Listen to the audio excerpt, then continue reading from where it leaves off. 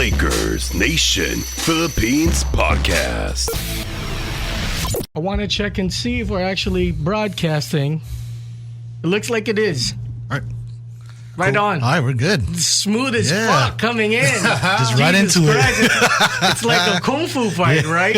So before I even get into everything, and Joel, who is going to be joining us, you have to get used to me not looking into the camera. Okay. Or not looking into you. Just because I'm going to be posting Instagram right now in the interim. DJ Deens, you guys have met, so excuse me if I'm looking at this. I'm trying to promote the show. Yeah, for sure. DJ Deens is someone who you've met a couple of weeks ago. He's part of the integral crew to Track Life, and what's happening is. Sometimes good folks just get together regardless of what happens later on, which is why you have to find your people wherever. Yeah. Can't bridge burn. You know what I mean? Yeah, that's like some fuckhead I could talk about, but I won't. That's another podcast, right? Right. And, I have the freedom with Rhett, thankfully. So I can just cut in, jump in at any time. That other person that you hear it's DJ Jorel. Yes. But your name is Joel. Yes. Or is it also Jorel as a nickname? No, I'd rather be called Joel. That's fine. Oh, okay. Cool. So Joel is also part of a former crew called The Layover Show. And now we're here on Dash. I like your DJ style too. Thank you. I appreciate it. That's pretty... there's people like in the studio, like I may be loud when it and well-mouthed and versed when it comes to talking, but I always observe people. Always. Looking. What's happening right now. In the spirit of my actual speech, as I say, don't bridge burn, there's a goddamn Clipper show playing on the Loud Network, who I've interviewed Clipper Darrell too. Okay. So I can bust his balls. Nice. Okay. So for you, if you guys are just tuning in with the pop-up show, we're trying to solidify a schedule with Charlie on the Beat Junkies. They can't even have me change the name of the show yet due to politics, right? Okay. So this crew will be hopefully the Lakers, like hoops and hip hop kind of show. Maybe Joel, I won't put that pressure on you, but what I do is an hour of talk, an hour of tunes. Cool. So that way there's no stops and breaks in the conversation. I hate, let's do 4 7s in 1 hour and go 10-minute breaks. Not my thing. And then, if ever you care to put together an hour, 50-minute show, mix, we can always feature it. Definitely. Like today, Deens, your mix. Yeah. What's the name of the mix that you call? Called it, what was it, the Nunu Mix? The Nunu Mix. Yeah, Nunu Mix. Right. and that's because? Well, I used a lot of, like the future funk, future soul, a lot of new producers. So I was like, that's pretty much the new sound. So I was like, absolutely. Nunu Mix. Yeah, absolutely. Because did you guys just hear that cut out? No. Okay. No, it's the headphones jack here for me. So it's Hoops and Hip Hop, Lakers based show. Since I like to intro for a long time and talk. Now I'm going to give the fellas room to talk. Just the Lakers fans, or are you guys fans of other teams? Joel, since you're the new guest. In terms of basketball, okay. Basketball, Lakers all the way. I'm that kid that in 1984 I cried because the Celtics beat us. I was sitting there, 10 years old. No, actually, I was 9 years old watching the finals. Lakers were favored. It was the Lakers' year, Olympics, everything was going on in LA. Man, them Celtics came in and just punched them in the face. Ever since that clothesline to Kurt Rambis. So, I've been a Laker fan through and through all these years up to now. I'm wearing a South Bay Laker shirt. If you notice. Yeah, totally. I've made it to the South Bay games. It's kind of cool just attending those games. Oh yeah. And also, like, the cheerleaders, some of them look like Naughty America rejects. Yeah. Or Bang Bros rejects. So they decided to, like, I'm going to be a cheerleader. Like, maybe I can floss my legs, get in with Alex Caruso. Yeah, let's get in. Let's try and get in that way. Right, he makes like $60,000 a year, so that's kind of like an apartment somewhere in like El Segundo. I'm gonna whip my hair a little, right. And then, but if Travis Ware wants to hook up, then hook it up. Then all right. And for you, Dino, like when was this? By the way, before I go to Dino, how old were you when you got into the Lakers? Well, or maybe if you can remember by season or by year. Well, it was since the 80s. My dad used to take me to Laker games all the time, in Inglewood. I used to sit all the way at the top, with our backs to the wall and, in the forum. So it's been ever since I could remember, 6, 7 years old. So. And for you, Deens? Yeah, same here. I mean, as far as I can remember, it's always just been Lakers with me, and then especially because with my family, like, I still remember hearing Chick Hearn on the TV as a young kid too, with the Laker games going on. So yeah, it's always just been Lakers for me. Okay. Yeah. Yeah. So is as long as you guys have been fans, is the Celtic hate still etched? Yes. Oh yeah. Yes. That runs deep. Runs deep. I still don't like Rondo. Yeah, same here. Oh, like when we picked them up, we're like, okay, you're on the Lakers, but you're still a Celtic to me. See, okay, wait. I grew up in New York, right? Okay. Yeah. I've only been to one game in New York, and it was Magic Johnson was there. Mm-hmm. And these dickheads, hence why I'm like a dickhead also personality, is I had a Magic Johnson jersey that my dad bought, and a guy threw a fucking Frank or a hot dog at me. Just do it. Oh my gosh. And the greatest thing is the way my Asian mom made me feel good about it. Hey, at least there was only mustard on the hot dog, so that way it matches blends in. your purple and gold jersey, and it was easy to get off. There it is. And that was what I want to say a little late, like 86.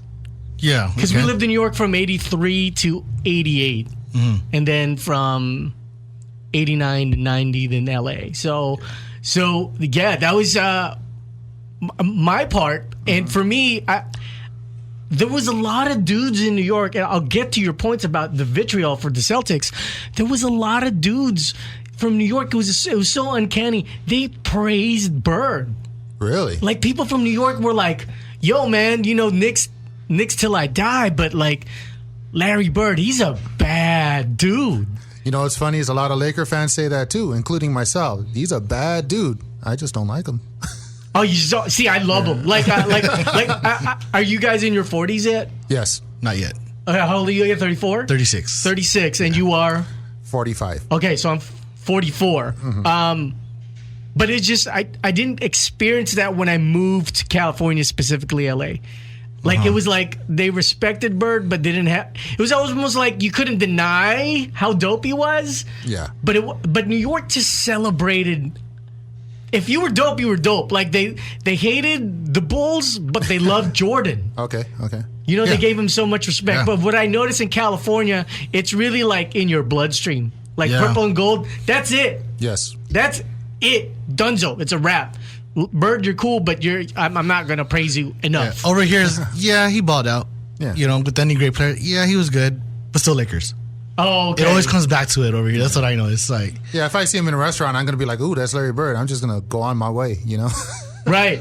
Actually, because for me, because of my age or our age, as I look to Joel, I'm a Jordan Magic Bird guy. Mm-hmm. Yeah.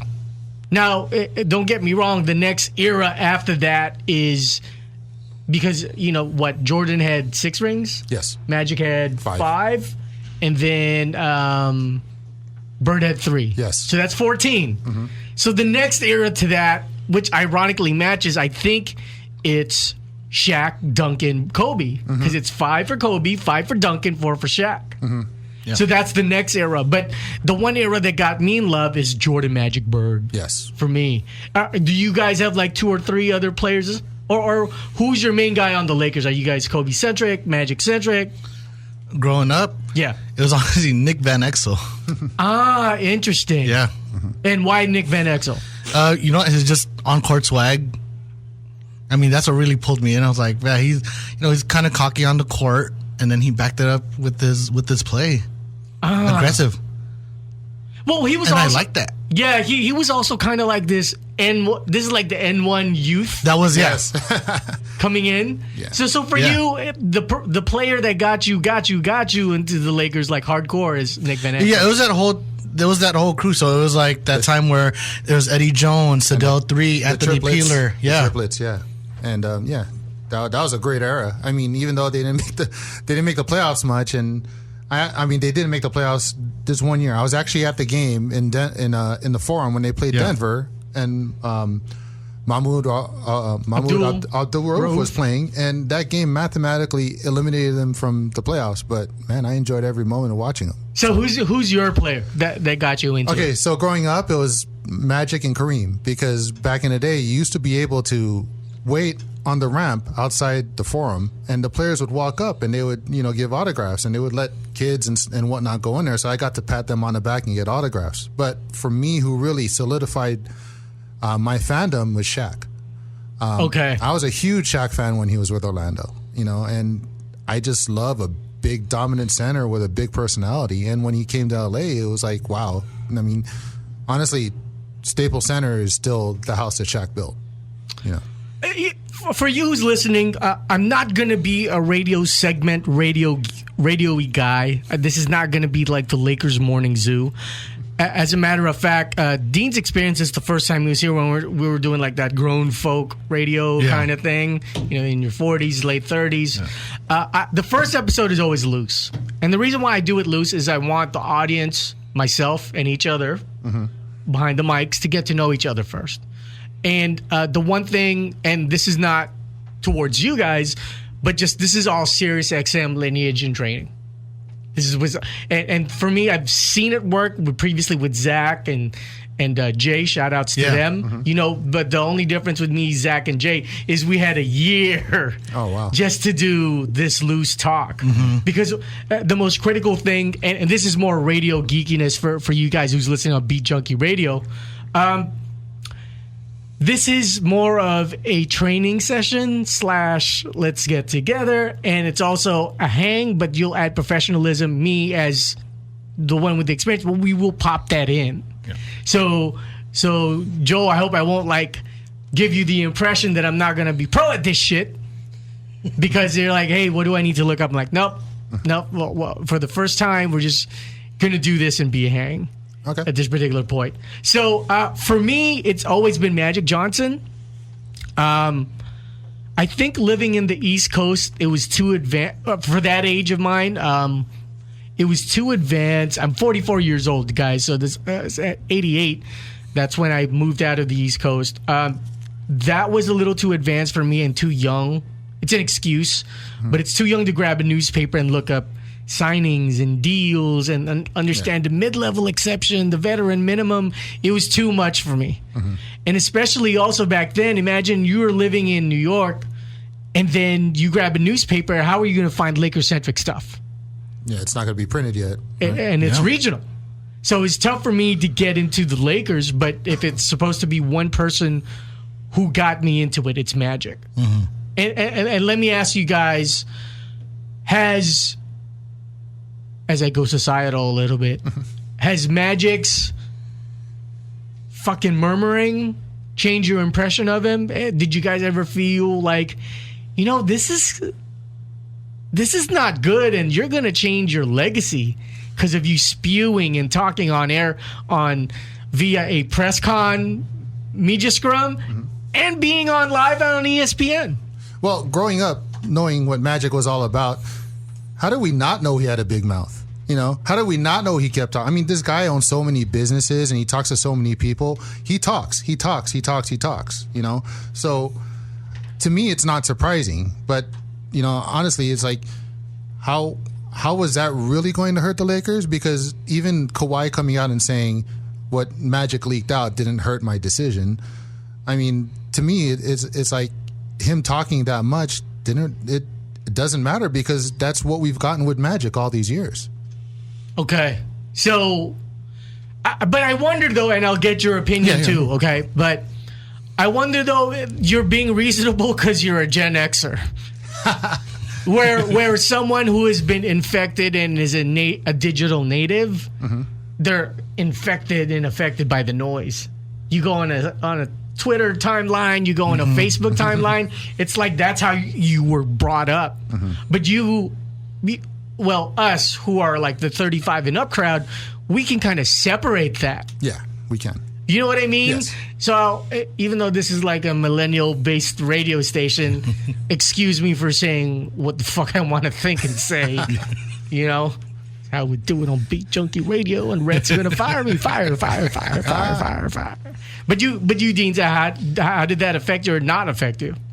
You know, like Joel said, Magic's gonna be Magic. You know, he's always been known for that. Like I said, big personality, loud mouth. And so for me, I didn't mind. I didn't think, you know, it wasn't gonna do much with him talking all that. But I mean, I can see why the public too are like, hey, you need to calm down a little. Stop talking so much, you know, because throughout this whole thing, like with the quiet thing, they were always repeating, you know, when you listen, like, hey, you know, he wants no leaks and all that, but the Magic's over here just constantly talking. So you kind of, just because for the Lakers, like, oh, can you just stop because he said he didn't want any leaks kind of thing, you know what I mean? So, but for me, I mean, I didn't care because it's Magic. I grew up on Magic too, so I knew he had that type of personality. He's gonna do it. He's gonna do him. It's a clean sweep. But personally, just because I've been working, I don't know if you recall or have seen me bringing like people from Pasadena City College, Yes, like for filming. So I was taking classes to get Pro Tools certified, re-up my board certificate, because I wouldn't be able to just take the test random. I would need to be retaught, especially with like new generational equipment. Yes. So what I did was, for you who's listening, I wrangled a bunch of like PCC students. I paid for the lunches. I paid for the parking at Little Tokyo where Track Life Radio was, and I had them film. But for me, hanging out with millennials, my growth spurt was like frustration and then understanding. So for me, I knew in a month you wouldn't feel it anymore. From a 44-year-old hanging out with millennial perspective, I knew like, okay, because you know something else is gonna come up, and then that's gonna be the new shit. Yes, that's gonna be a hot fire. And this Magic thing, they'll be like, yeah, he was being irrational. Yeah, he was being a loudmouth, but it was gonna be passe even for us even for the younger folks. So for me, Magic at that time was like, you know what? I'll let him get his. It probably heard a lot that Rob was, assuming it's true, okay? I'm not saying it is true. We don't know. Rob was going around town, around the purple and gold town, like saying, where's Magic? Oh, I thought he was supposed to be in today. So for me, I'm curious, like, who were you, during that period of Rob Magic, which side were you guys at? Let's start with you, Deens. Oh, man. During that time, I was Magic side, I would say. You know, and Magic, he's the businessman, so he's going to be on the move. So, yeah, he might not be there all the time, but I think he was always working. So, during that time, I mean, with all that popping up with Rob, you know, Rob and Magic, I was still with Magic on this. Is that because of what you previously stated, your admiration, the group admiration for Magic? I think so. A lot of it has to do with that. So yeah. It's easy to like be tunnel vision like a racehorse, right? And go, yeah. You know what, Rob? No, this is not Magic's fault. This is you being a snake. I think so, yeah. Okay.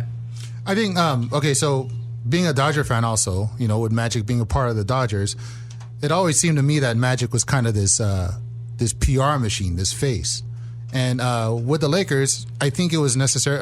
It wasn't necessarily them not being able to work together, but working different. Like Dino said, Magic was out there talking to people. Rob would, you know, he's doing agent things. He's a former agent, right? So he would Kobe's former agent. Yes, he is Kobe's former agent. So he would work the sidelines and work in the back. And so honestly, they would probably not even see each other that much. And I can see where assuming each other is not working would be a problem. So maybe it was just a clash of styles. And it didn't affect what I feel about Magic, but it also doesn't affect what I feel about Pelinka. Well, unfortunately, I saw it as the front office was just a bunch of fucks. That's part of it. It's like there's literally video there. And sorry, I'm not going to be like that producer, and no excuses, but the way the studio is set up, I need like octopus arms. But in regards to video, there's Magic with Genie going, hey man, I'm going to be the face. I still have to do my businesses in front of Genie and the media, going like, so I'm going to be coming in here. I'm going to be coming in and out. And then boom. So it kind of solidified like almost like a Jerry West consultative type deal. Now, like 6 to 7 months later, as the season progressed, because they came in, if for you who's listening, if you can recall, they had to clean house and toss Mitch Kupchak and which Bus brother is it? Jimmy Bus. That Jimmy? Yeah. And that was like towards the closing of the season. Right? So for me, I just felt like, okay, I think the Lakers should have understood that this guy is so busy, he was going to be a Jerry West type involvement. And then later on, as Magic, I personally feel Magic was the one who was like, oh, we're going to get Lance Stevenson, we're going to get Rajon Rondo, we're going to get Michael Beasley, we're going to get JaVale McGee, which I bought the sauce, by the way, admittingly my failure, which I thought, like, you know what? At that point, I was like, okay, then Magic is definitely involved. So if I had gun to my head, at the later stage, I thought Magic was at fault a lot. Well, he did say, I don't know if you remember his press conference when they announced that he was going to be president of basketball operations. He said, I'm going to give, I believe he said 120% to my job. Correct. So going off of that, and what he said to the people, it's like, okay, I know you have your other businesses and everything, but when you say something like that to the people, then, or to the fans especially, maybe you owe that to the fans. Well, I also feel that because the press conference happened and then that lunch I just mentioned happened after, it's like, which one is it? Yeah, which one? Yeah. Which one is it? So, but yeah, and towards the beginning of this offseason, I didn't like Rob. I'm putting, for you listening, I have sunglasses on with prescriptions. Not to be cool, but I'm constantly looking over at the monitor to make sure we're still logged in and we're still recording. And I hope it doesn't bug you guys. In regards to Rob, I didn't like him because there was that video that came out. He was talking about Kobe spoke to Heath Ledger. Yeah, all that. Wow. Yeah, no, I feel the same way. Like this off season going into it, I was just like, my confidence in Rob, it was just totally sketchy. Like, okay, I hope you do something good, but at the same time, like, I don't know, man. You're running this to the ground. That was my feeling going into the off season, really.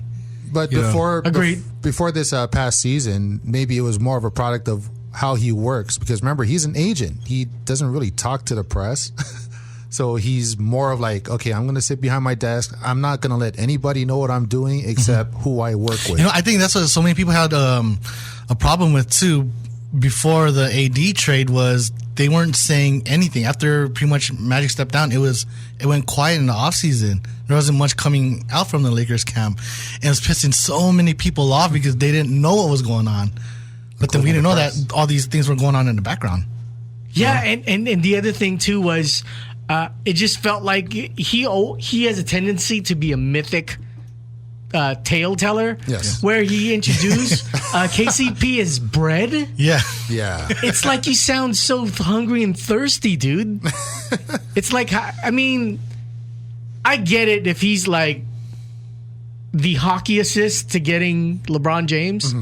So you're trying to kiss Clutch's ass. Yeah. But at the same time, don't talk like that, dude. You talk like that for LeBron. Yes. You're uplifting the brand where we were at that state. The brand felt like it was slowly dying. Yes, it did. Yes, it did. But yeah, I'm happy with the moves. Yes, I'm very happy with it. They put together a solid roster. I mean, the questions are out there as to how they're going to perform together. But you got a guy like LeBron who's leading the locker room, so I'm okay with it. except Rondo. Are you guys aware of both? Well, Rondo's not there, but you know. Yeah. I think Rondo should be what Ron Harper was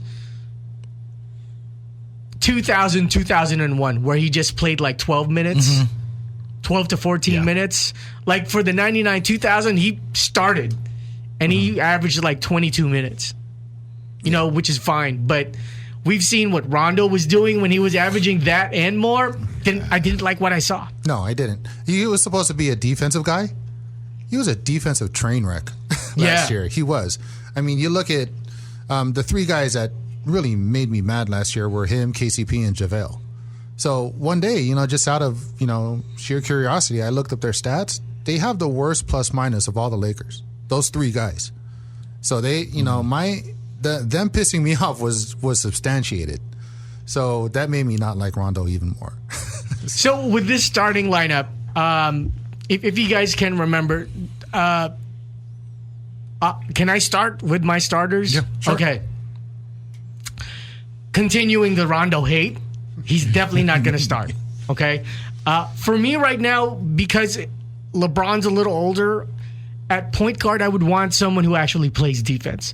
So I want to check out and see first Avery Bradley at the 1, Danny Green at the 2. Assuming Avery Bradley is healthy and Danny Green, sustains, we're good with the 1 and 2 as far as for defense. And Danny Green can actually shoot the 3. Avery Bradley, last time he was good with threes was the 2016 season. But to his defense, he was also injured during his tenure with Memphis. And he lost 40 pounds within the last 5 months. So those are my starting guards. Obviously, LeBron at the 3. AD at the 4, only because AD nonstop has been stressing that he doesn't want to play the 5. Yes. Which I don't get, and I'll let you guys get yours on the mic. And then JaVale at the 5. Okay? Yeah. That's my starters. Now, who will play point? Obviously, on offense, LeBron. Yes. But I don't like LeBron be the starting point guard, then you put Danny Green at the 2, Kyle Kuzma at the 3. I don't like that. No. Because I think we're going to get burned and injury-wise.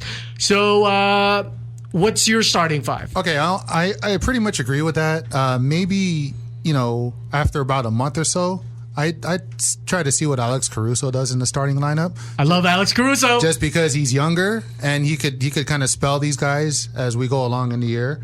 I like, of course, AD and LeBron. That's a given. And I do like JaVale.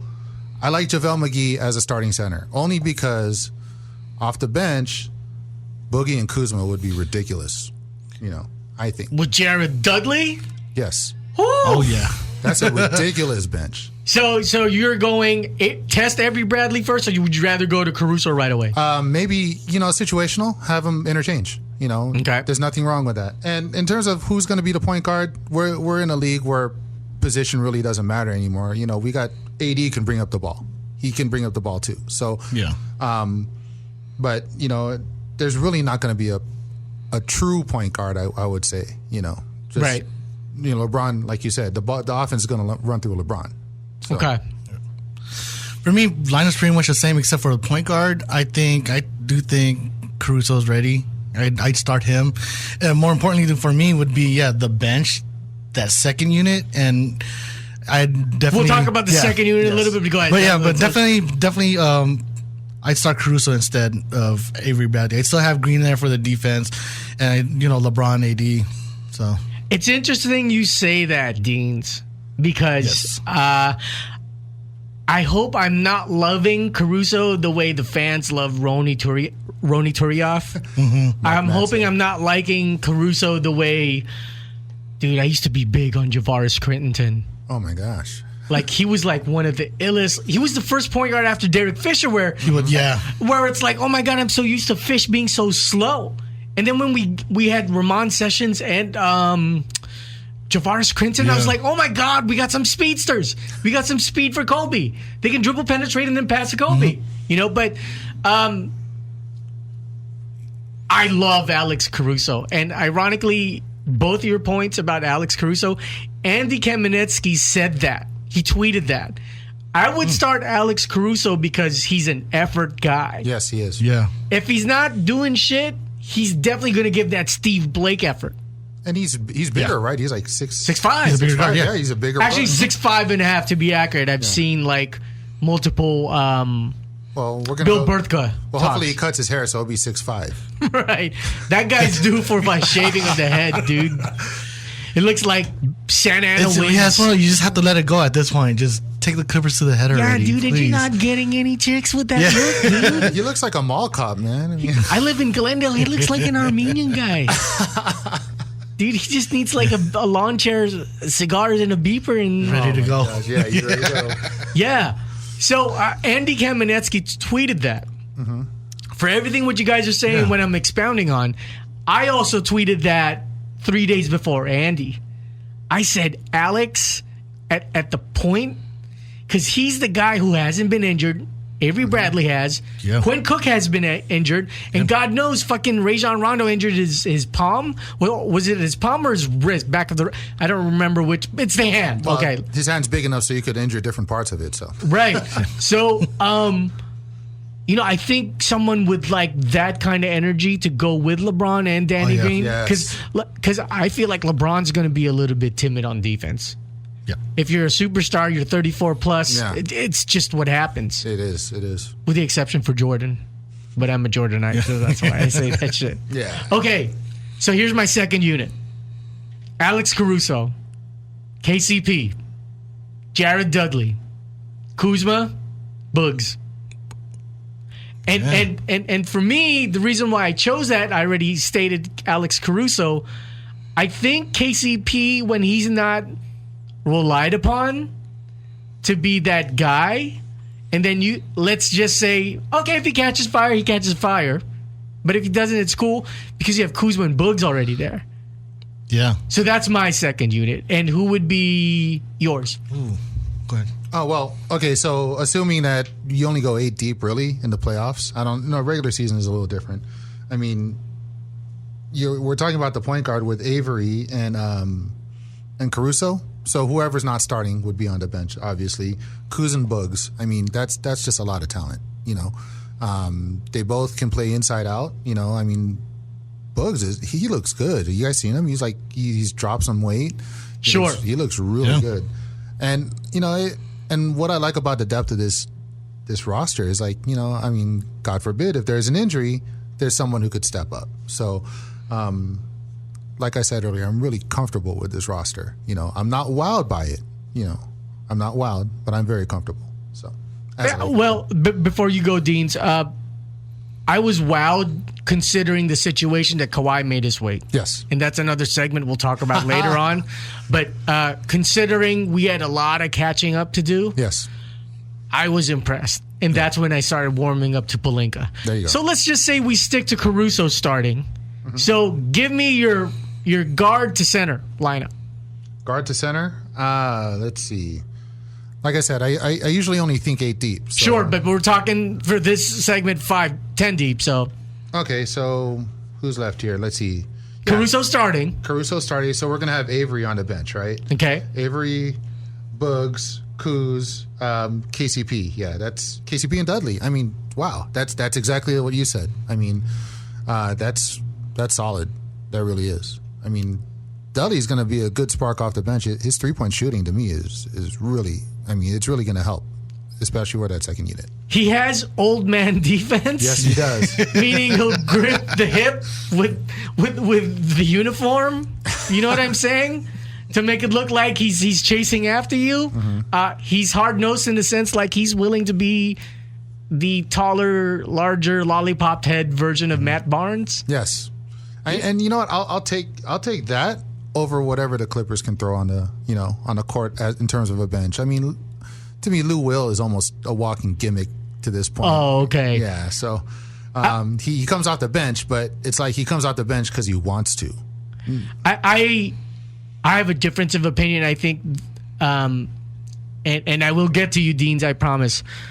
I think the Clippers team is deeper. Mm-hmm. My opinion. I also feel they're more stable. Okay. but the Lakers is a lightning in a bottle. Yes. And not like the Mavericks 2011 lightning in a bottle. I'm like, this could be a bunch of lions on the court. We just haven't seen it. That's why it's still labeled lightning in a bottle. But if everyone clicks and everyone stays healthy, watch out. Watch out. Especially since Montrezl Harrell is going to be a Laker after next season, right? I wish. Yeah, he's a Rich Paul client. Yeah. Is he? Yes, he is. God, we could even go left and talk about Markieff Morris and that whole debacle of dropping Rich Paul. But your second unit. Yeah, so it'd be Avery Bradley running that point. Then we'd have... I'll go to shooting guard later because that one's hard for me to decide on the shooting guard right now. Aside from KCP, maybe... Well, Quinn Cook is too small. Troy Daniels? Troy Daniels is okay. Yeah. I'm not a big fan of Horton Tucker. I think that guy's just a roster filler. He's like 6'4" with like a 6'10" reach. Yeah, he can be. He can be a roster filler. I put one of those guys in, and then I'd have Dudley, Kuzma, Bugs. Okay, I'm intrigued why you don't know which two because after KCP, everyone is like 6'3" and below. Yeah. It's just, are you just like not big on KCP? I'm not big on KCP either, but just so happens he's 6'5". So yeah, I'm just not big on KCP. I see. Well, I'm hoping that changes though. Right now, I'm not big on him, but I'm hoping that changes. Yeah, maybe him being on a different lineup with the Kuz, not so much pressure now. Sure. Then maybe he starts playing like the older KCP. So. Maybe for your case, maybe Cook at the 1 and then Bradley at the 2, even though he's only 6'3". But maybe Cook can be the spot. I thought about that a little bit too. Yeah, Cook playing the 1, and yeah, like just a combo guard situation. So right, I would just hate for someone like Cook, who was aggressively recruited by AD and LeBron. And he doesn't get that much minutes. And gets no burn? Yeah, dude. Because I've seen him via highlight. For you listening, I'm not trying to be like, I watch and I'm such an expert NBA analyst. But, I've seen highlights of dependency on Quinn Cook, where he could be like, not Derek Fisher. Derek Fisher is a legend in his own right for the Lakers. Yeah. But kind of like, come off the bench and, just run the play. Yes. Spot up. And do it. Yeah. So, okay. Well, that sums up pretty much. I'm excited. I want the season to start up now. Yeah, what it comes down to, I'm just excited to see this roster play. Yeah. This team play. I want to see what, I just can't wait. Okay, so the next 2 points is conjunctive. We have 1 roster spot open because we have a bunch of 2 ways for the summer league or post summer league for training camp, I should say. So here's the 2 options. Ideally, you wait for Iggy to get bought out. Yeah. If I was the team that got Iggy, I'm not buying him out. I'd rather trade him for a chip that can be used. Just to be objective, to be on the other side, because a lot of Laker fans have a tendency to think like, oh no, they're going to buy him out and we'll get him. And I don't think it's going to happen that quick or easy. Here's why I'm worried, guys. So so we're talking about the 15th roster spot. So there's waiting for Iggy, but here's what I'm really worried, and I'm not trying to be like that doom and gloom guy.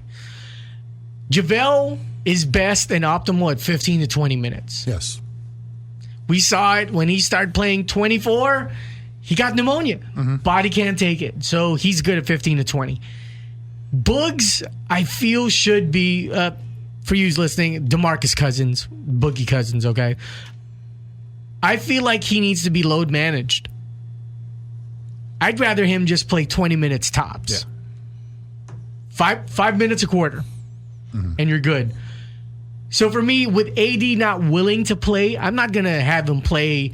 So if we have 20 from JaVale, 20 from Boogs, so that's 40 minutes. So we have 8 more minutes.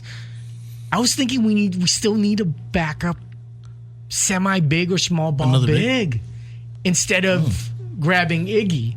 Now, if Iggy's available, obviously you take him. Yeah. And here's the reason why. if we're down JaVale and we only have Boogs as a center, that's too much for Boogie. Yeah. If we're down Boogie and all we have is JaVale, we've seen what has happened. Mm-hmm. Is it still? So I'm just going to throw this player out. Kenneth Faried. You know, he's 6'7", 6'8", small ball, big, just to fill in those 8 minutes. Or would you guys like, let's say, Jonathan Williams? I've always liked Kenneth Faried. He's an energy guy. You know, he's kind of like Kenneth Faried in his younger days was what like Montrezl Harrell is right now. Sure, just ridiculously energetic and just all over the court. And you know, like you said, if we need someone to come in and spell the other two centers just for a while, he's perfect. He's a great fit. That being said, for that open roster spot, maybe they keep it open for a little bit. I mean, not just for Iggy, just to see if anything else comes up or if anything, because they haven't played on the court yet, so we don't actually see what they really, really need yet. So, but I was about to bring up Kenneth Faried, like when you started bringing him up, I was like, oh yeah, that's actually who I would rather have, unless Iguodala comes up, Okay, so but how? Oh, okay, and you answer. Go ahead, Deens. Go ahead, Deens. Yeah, no, you know what? I wasn't even thinking about Kenneth Faried until you guys brought it up, but now that you guys brought it up, I'm like, you know what? That would actually work. That'd be great for us. Over Iggy. Yeah. As far as needs, I feel the same way. As far as needs, yeah, we know what Iggy's going to bring to the table. Yeah, if he's available, then yeah. But I mean, as far as rotation and that this whole load management, and that's the thing now is load management. I mean, Faried, yeah, pop him in there. You don't have to play that much. Yeah, no pressure. Yeah, and I love Iggy. If you get him, even just to take him away from the Clippers.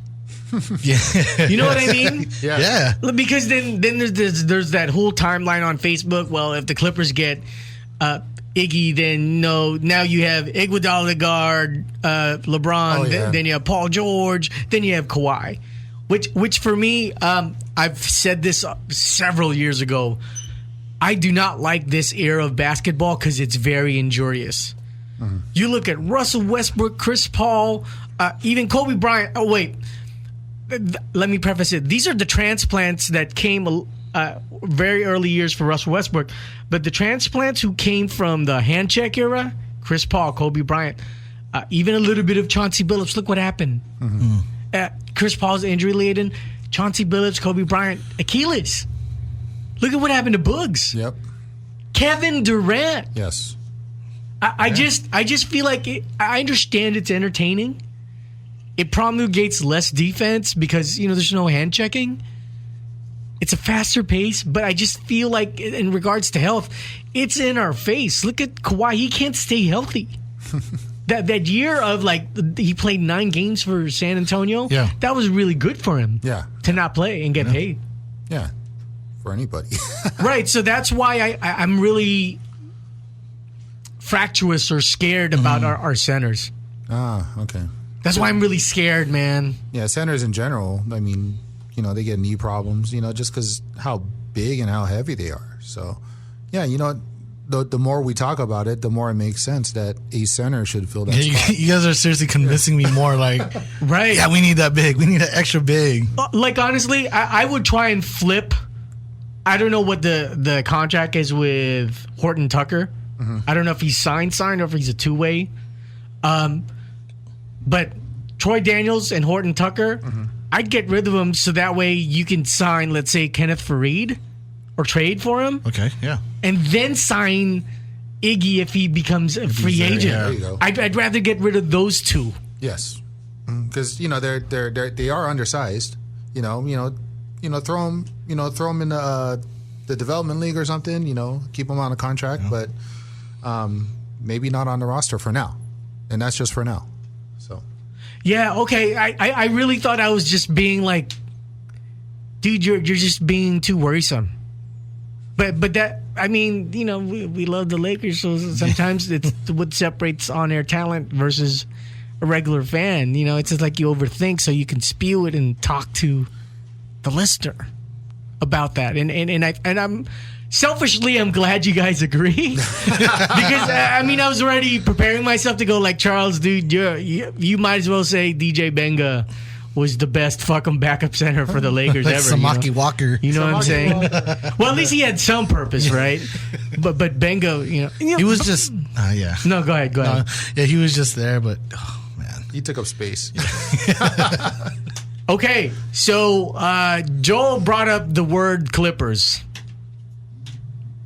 Clipperdale, kiss my ass. Who's on the Loud Network right now playing? How do you guys view them? And let me give you the context and for you to provide content and reaction. The way Brooklyn Nets is, from what I've seen and what I've heard from my cousins, they are literally taking over the New York professional basketball scene. Mm-hmm. That's easy because Dolan is a dummy. Okay? But how do you guys see the Clippers? You have to keep in mind, like, you have to venture back and go, God, they had, like, Blake Griffin and Chris Paul, Caron Butler, Drew Holiday. They were making some good signings and moves, respectable moves. There's a point they had, like, Darren Collison and who's the point guard right now for the Bucks? Oh wait, yeah, they had Eric Bledsoe at one point. Bledsoe, there you go. They have legit roster fillings when they got like Chauncey and Caron to fill in to be like vets. I was like, okay, these are smart moves. How do you guys view them? Are they pieces of shit or what? How do you guys view them? Not so much in comparison to the Lakers, but let's say the last 8 years. Good teams, but the Clippers, they're going to Clipper. For a lack of a better term. Sure. They're going to be the Clippers. They can win. They're not going to, but they can win the next 2 championships. They're not going to overtake this town. They're not going to overtake the Lakers, and they can make all the noise they want. It's kind of like that noisy kid in class. Eventually he's just going to go away anyways.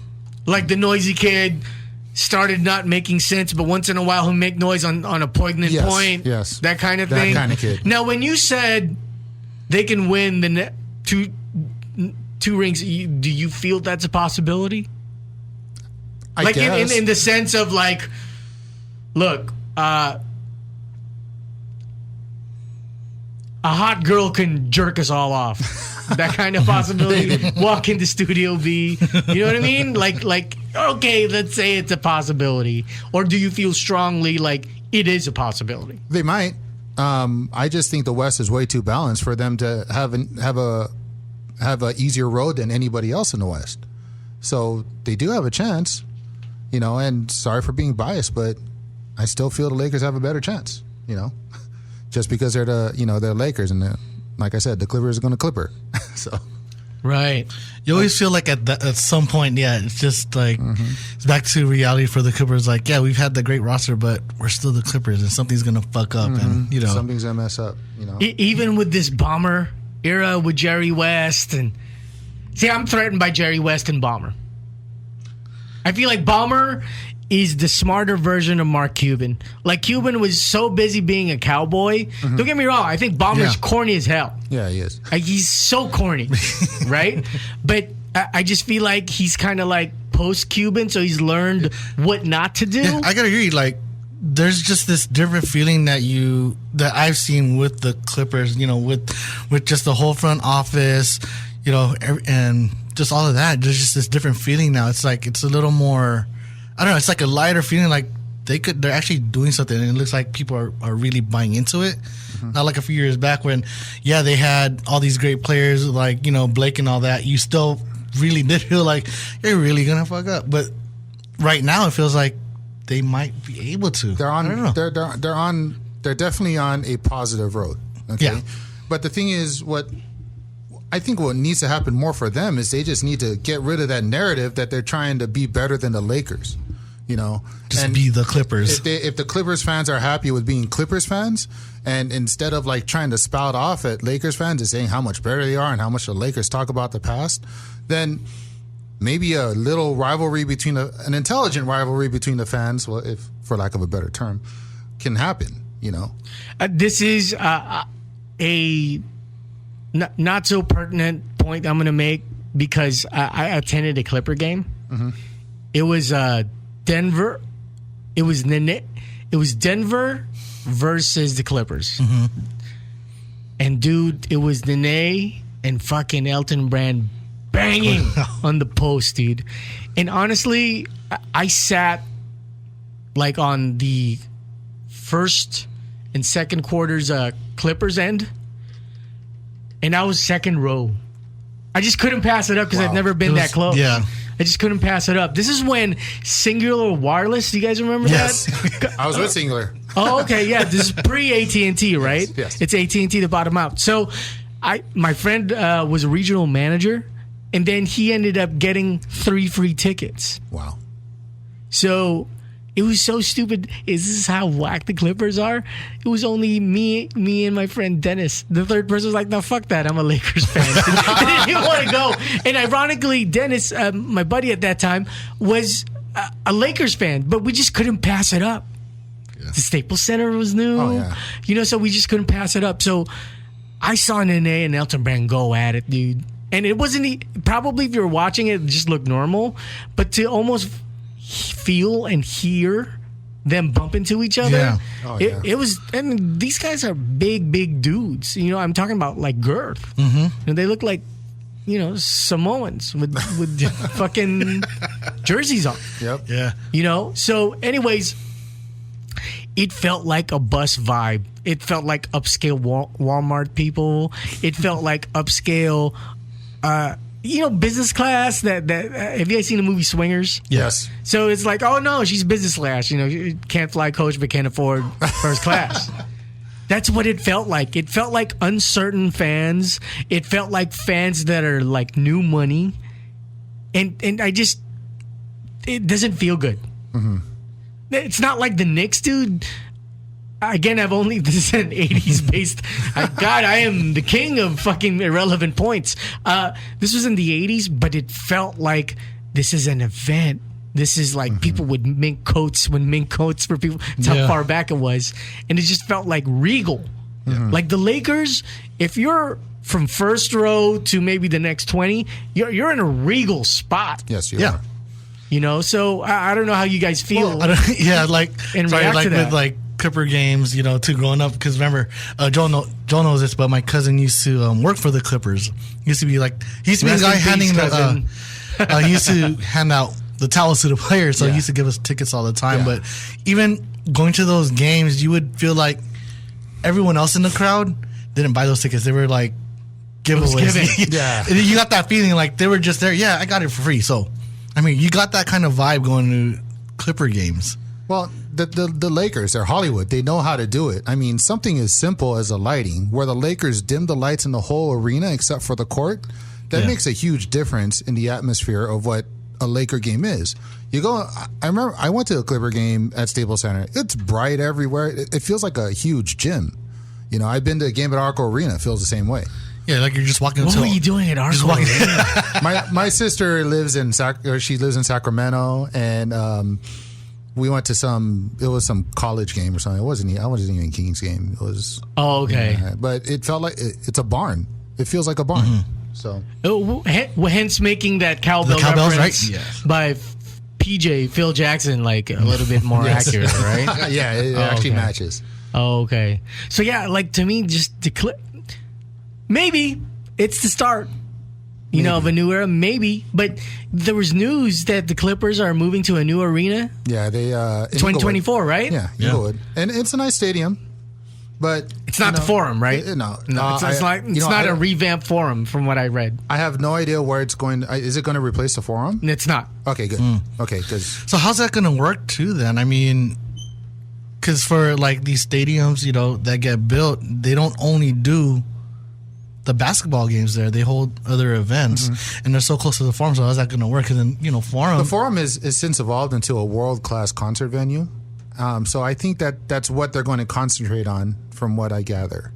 And they're generating revenue because I'm a big fan of martial arts. Yeah. Glory Kickboxing. Oh wow! Holds a lot of their events there. Really? Yeah, and I think one of the other promotional groups from Las Vegas is trying to creep in. Okay. But it's also okay. For you who's listening, kickboxing, you don't have tie-ups with the neck. There's no clinch fighting, there's no elbows, and there's no knees. Okay, in Muay Thai, lion fight. Okay, so lion fight is trying to creep up also. Oh. And lion fight is Muay Thai, so there's a little bit more tradition. Yeah. There's a lot of like Thai music in the background the first 2 rounds. It's a lot easier where it's like you're feeling each other out the first round and a half. So it's a different feel. Where kickboxing, it's like, all right, Ernesto Hoof, go fucking at it. Joe Schilling, beat the fuck out of each other. Go, go, go, go. You know?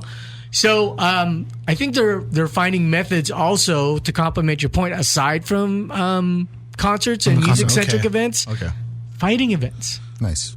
Yeah. So I didn't think about that, but yeah. Because I think I'm failing to mention that this is the kind of baller Bomber is. Like his own, like we don't know, right? Who's going to be involved, what type of promotional group, but it's like, we're going to take this on. Well, here's my thing. I remember what I said earlier. Staples Center is a house that Shaq built. So my whole take from this announcement or whatever, thank God they're gone. I'm sorry. This is a Lakers building. I don't see any real estate put down there by the Clippers. No statues, no banners. I know it's something that the Laker fans always say, but it's true. The Lakers they stake a claim in Staples Center. So thank God they'll be gone.